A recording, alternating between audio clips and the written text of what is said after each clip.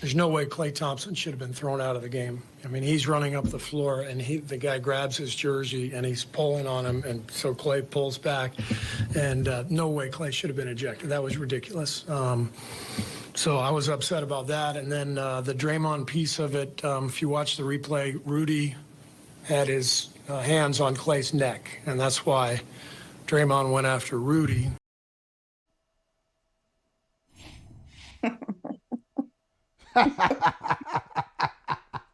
You out your mind. Steve Kerr, you funny. You a trip. You a trip, Steve. I like the way you start off. Natalie's here.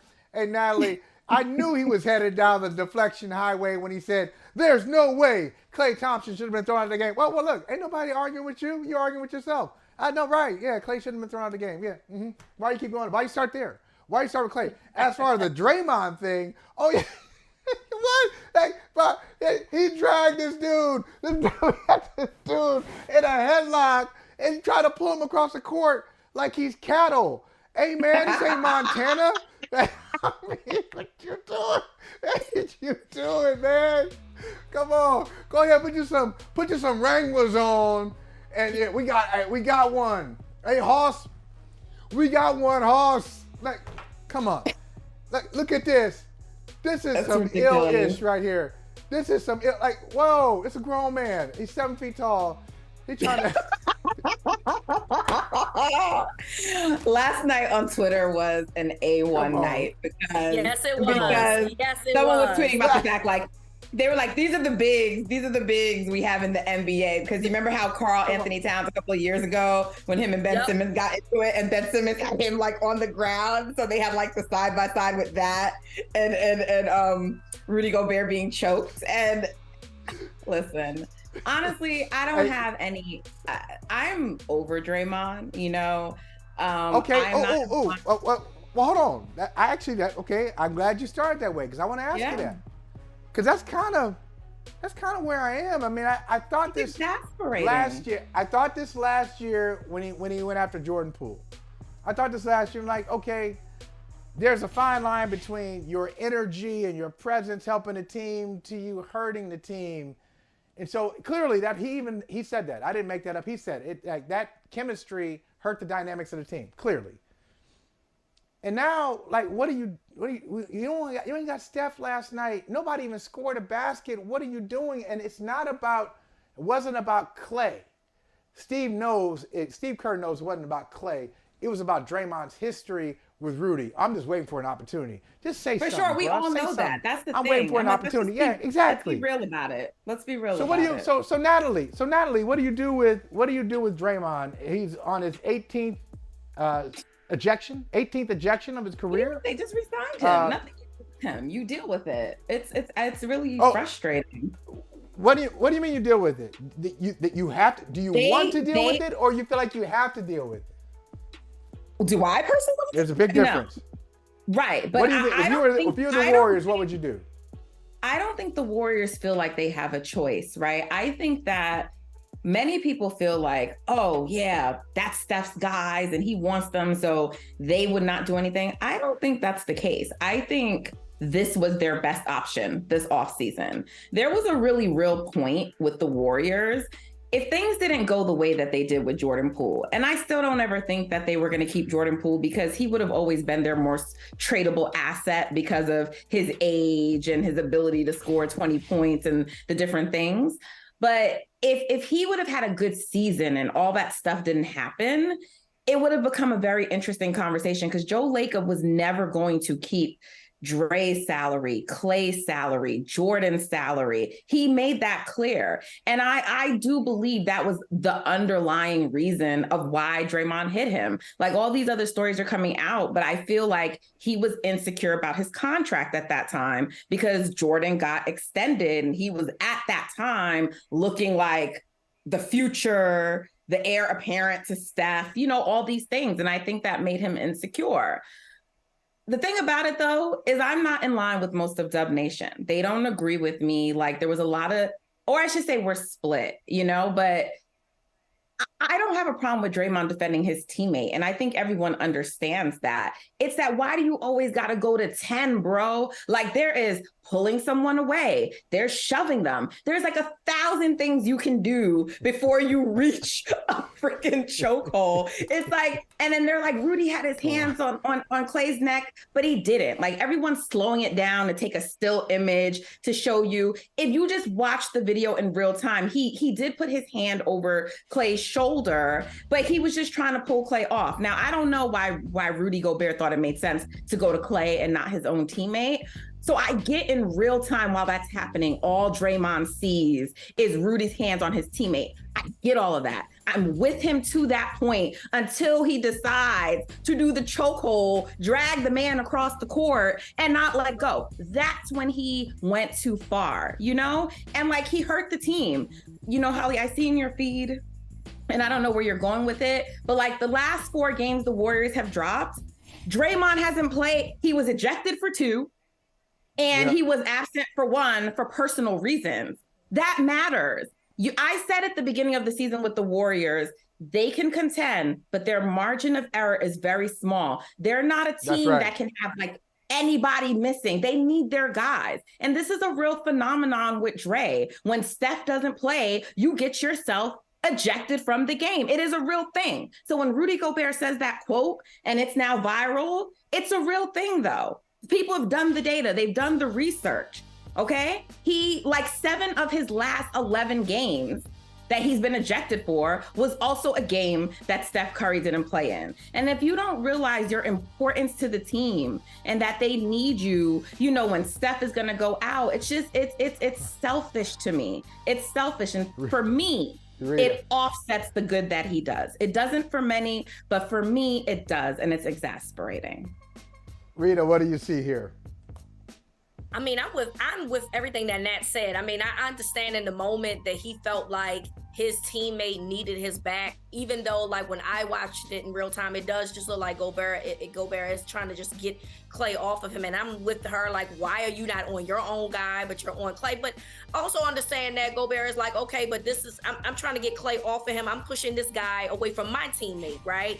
But ultimately, you just don't have to go and try to put somebody to sleep. Because not only did he go after his neck, he continued to grab his neck. Yes. And he tried to put that man in a sleep hold, okay? And my problem with this, the whole thing, because listen, we can sit here and have a conversation about Draymond and his past, you know, discretions about his behavior and things that he's done and, you know, how he's dealt with his own teammates. But I want to know, where is Rudy Gobert's friends? Okay. And does he have any? Because I'm trying to understand why y'all didn't punch this man in the arm. He doesn't. But watch Towns, though. Watch Towns closely. Watch Towns. Because Towns is real slick. Now, Towns got away with something. Because look, here's now watch Towns on Draymond. Okay, real slow. Here he is. I'm gonna try to get you on your neck. Watch this. He'll come in there. Okay, all right, bro. Okay. They said Rudy was the peacemaker. They said Rudy was I'm gonna get you up there at too. the very end of the fight. He should have did that from the beginning. And that's the problem that I had. You see how quick Draymond is going in there after his guy? No one went immediately after their guy. So either y'all don't know how to fight and you're scared, or you don't like Rudy Gobert. And that's what I need to know. Which one is the truth? Which is the truth? No one likes Rudy. That's why so many people are defending this, because people don't like Rudy Gobert. And I'm like, guys, I get it. He's a very unlikable person. I understand. I get it. But we can also be honest about what Draymond did, why he did it. And we know these two have a history. He was waiting. He got his opportunity. He wanted to choke. He wanted to choke him out, and he got his opportunity. And it was funny, like watching the officials, like, you know, kind of untangle it. They're sitting there like, oh, you know, I'm surprised they ain't go, oh, damn. They're sitting there like trying to be all calm. You know you can't be calm. You know you want to say something. But anyway, but Natalie, this is what I mean about the Warriors. How you can't just kind of dismiss this as a slow start. They're 6-6 after 12 games. And so I would say that I'll give that to only defending champions can think like that. So if you're the defending champ and you get off to the next year, you start off 5-7, you start off 4-8, 6-6, whatever it is, you're still the defending champs, and you're trying to figure things out. People are coming at you. It's slow. But when you are the Warriors, You won a championship 2 years ago. Last year, you lose in the second round to a flawed Lakers team. You change up the mix of your team, and now you come out 6-6. I hope they're not thinking this way. They're not. I hope not, because this is real. Like, the way they start matters, and I'm just looking at. I'm not even talking about how they're thinking now. Now I'm just thinking about what I see. I get it, but we can't. They got a lot of wiring problems. But we can't be prisoners of the moment. We can't be prisoners of the moment, because a week ago they were one of the top teams, and they still have the best road record in the NBA. Like, the losses, individually you can explain each one, but it doesn't matter. The point is that they are 6-6 right now. That's all. But like, there are very valid reasons for that. Steph Curry, Klay Thompson, and Draymond Green were out last night. Here's my point. And they still should have won that game. Did you watch? No, they weren't. No, Steph Curry was out last night. Okay, but my point is that they lost by a single possession, had the lead up until the last few seconds. That's without those three guys. This is a good team, but they need to freaking play together on the court. And Draymond Green needs to stop being absent, right? So they were off to a great start. They were winning on the road. We got rid of all the road nonsense. And then you come home and it's madness. And look, the last game that Draymond got ejected from. What do you mean road nonsense? What do you mean road nonsense? Because he's been ejected in 2 of the last 4 losses, right? Now the last one was a Draymond tax. It was a Draymond penalty because Donovan Mitchell instigated it, right? It was something that they didn't even call in the moment. On review of something else, they went back 3 or 4 plays and said, oh, we're giving you a second tech for this. And so he was ejected. And my point is that, like, that one was bizarre because no one knew you could go back and look at plays from 4 plays ago. But the thing is, he understands how he is judged in the league. And this is going to be an additional suspension. This is what makes me upset, Holley. It's not just last night that he's out. They're reviewing. The league is reviewing this now. So he's going to get additional games, right? Yep. So it's like you are what bothers hurting. You about it? What happened? As you said, it bothers you as a Warriors fan, or it bothers you as an observer of basketball that he's going to be penalized? In other words, do you think? It bothers me as a Warriors fan. But like, to me, it's like you have to think. Like, it may not be fair, some of the taxes that get assessed against you, but you did this to yourself. It is you fair. Created the. No, because like that.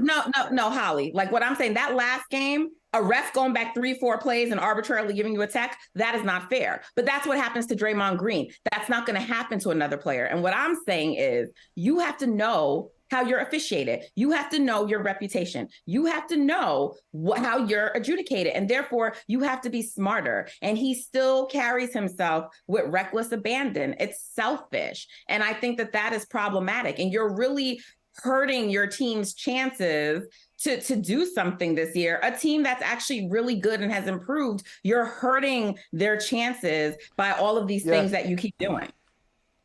Yep. It's selfish. It's selfish. Reeta, he once said, here's a big statement here, and I'll see how you guys feel about it. Draymond, one of my favorite Draymond lines, when he said of Dylan Brooks, you won't be the reason. The dynasty will happen, which is not going to happen in Memphis, but the dynasty will happen without you. Okay, you're not going to be the reason that this team wins. You're the reason the team won't reach its potential, whatever it is. It was great. Draymond Green was part of the reason that the Warriors have 4 championships. It's a big part of it. But they won't win the championship this year. I'm just going to say it. They're not going to do it. Natalie, sorry. They're not going to win the championship this year. And a big reason for them not winning the championship is Draymond Green.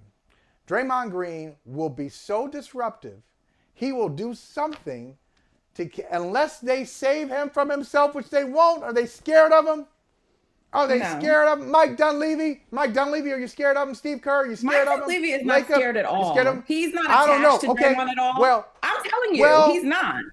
They well, don't. this guy, They did you're not right. feel they had another You stopped choice. short. They didn't have other options. But you stopped short of saying, you said all the right things. You said all the right things, that he's selfish, he's hurting the team, they need him, the margin for error is very slim. All facts, all facts. But Draymond Green hurts the team so much that he's hurting them so much that they cannot win a championship. I'm telling you, they won't win, and it would be maybe. And it's because I'm not going him. to say that can't be true, but I'm not going to go as far as you to say that they can't. I just don't think that's true. Things change very quickly. Oh, yeah, and that's true. And look, I think my question is that, and maybe Nat, I don't know, you can potentially look into this. Like, how much longer do you allow these types of things to be something that you would be willing to put up for? Is the level of play, does it match the selfishness? Does it match him hurting and impacting the team the way that it did? Because we all got to assume, right? I mean, there's been conversations, not that Twitter is God, but, people are like over under 10 games. And people are going as far as like, oh, it's going to be 25 games. I don't think it's going to be 25 games. I don't think it's a Jerry Morant, but you got to assume there's going to be some type of penalty. So if you are out 10 games and you're affecting your team, at the end of the season, you go back and say, I need to revisit this. I need to know if the bang is worth the buck, basically.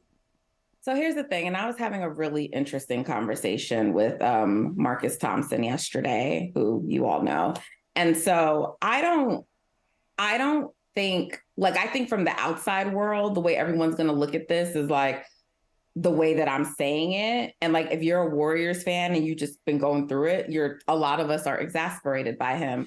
But I think it's actually going to rally the team. Do you see how they played last night? I don't think it's going to have the effect on the team that people are saying it will, because I was there in the post game last night. I was there talking to the players, and they were like, yeah, Draymond had our back. Like, that was something that meant something to them. It wasn't like the Jordan Poole incident where it fractured the locker room. I feel that it unites them. And there were actually some good things that came out of last night. It forced Steve Kerr's hands, because I've said this already and people are not listening to me. The Warriors bench is very deep. That's why you had Brandon Podds, the rookie, going off for 20 plus points. They actually have a very deep team this year, and he needs to play some of those guys, and it forced his hand. And now he's like, yeah, he's going to be in the rotation. I can't not keep him off the court. So I don't believe in moral victories. But what I'm saying is I don't think from a team perspective that it's going to fracture them in any way. In terms of the Warriors organizationally, how long they'll put up with Draymond, I think they will put up with Draymond for as long as they feel they have to. To me, it's a marriage right now of necessity. Meaning, if there is an option out there where they feel like they can improve their team, I have no doubt, no question that they would trade Draymond in a heartbeat. I do not believe that it's this, oh, we're so fond of him. And I know for a fact, Mike Dunleavy, that's not the case for him. It's not. All right. So this is Reeta, you have to come back another day. You, me, and Natalie have this conversation, because I have a thought that we don't have time to get into right now, but this is a thought for another day. Now, I heard Natalie Esquire, one of my favorite commentators, Natalie Esquire, just say, love that. Like, I heard her say that the Warriors are deep. Some of these guys need to play. Steve Kerr had his hand forced last night, and Warriors better option. Well, you got a better. If some of these guys need to play, and they played when Draymond wasn't there last night, Draymond is still. Maybe you can. That's not defense. Draymond still makes this team go. Stop like, it. we're Stop. Yeah, that's You not. can move That's on. not. You can move that's on. Offense. Move Draymond on. still The relationship. Move on from you toxic know it, relationships. Move on from toxicity. Come on. You ain't got to hold on. You're better. You're better. I feel like I got to encourage. You're better than that. You're better than that. You are kings and queens. There's so much out there for you. You don't have to hold on to that anymore. You ain't got to. Play the music. Play the music. Play the music. You ain't got to hold on anymore. There's something better. I hope I help somebody today. I don't know. They still need Draymond regardless. No, they don't. You think you do. You think you do. You don't need it. They do for defense. Hey, thank you for watching Brother from Another. If you haven't hit that subscribe button, go ahead and do that now. Don't forget, you can catch us 3 to 4 weekdays on PeacockTV.com and on Sirius XM Channel 85.